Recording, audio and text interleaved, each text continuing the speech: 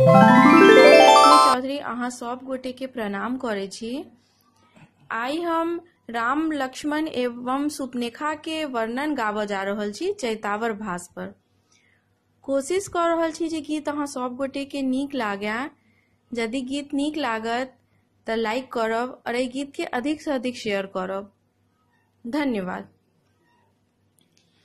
लक्ष्मण गढ़ी गढ़ी कुटिया विधाता राम के मनावे।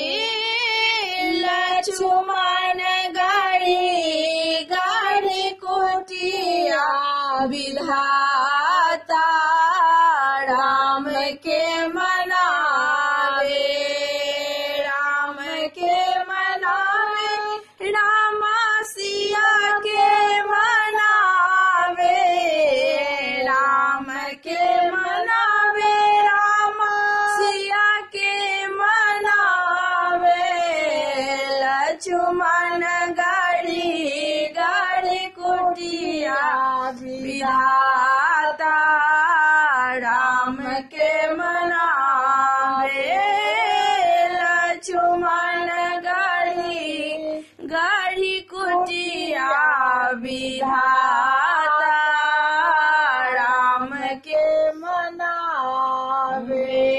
विधि नार चल घन घोर विधाता। विधि नार चल घन घोर विधाता। माया चल बल जोड़ विधाता राम के मनावे। माया चल बल जोड़ विधाता राम के मनावे।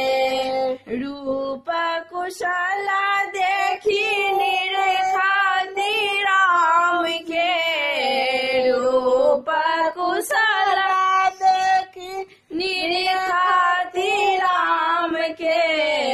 सुनरी रूप सुपनेखा विधाता राम के मनावे। सुनरी रूप सुपनेखा विधाता राम के मनावे। लखन लाल प्रभु तुम्हारे दरस को। लखन लाल प्रभु तुम्हारे दरस को।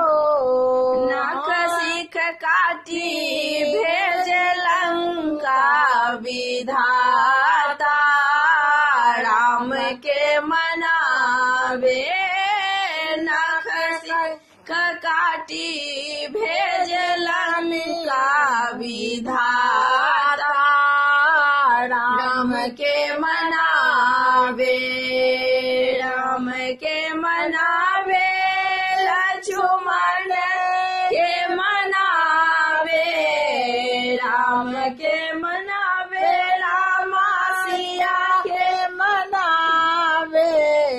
लक्ष्मण गढ़ी गढ़ी कुटिया विधाता राम के मनावे।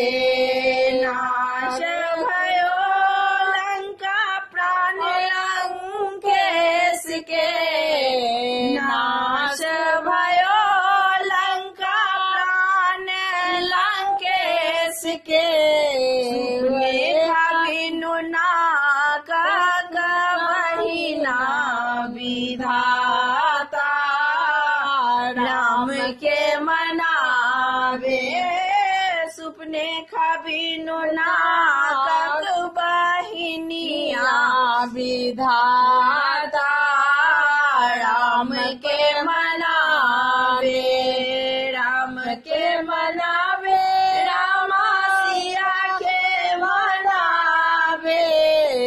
राम के मनावे रामा सिया के मनावे।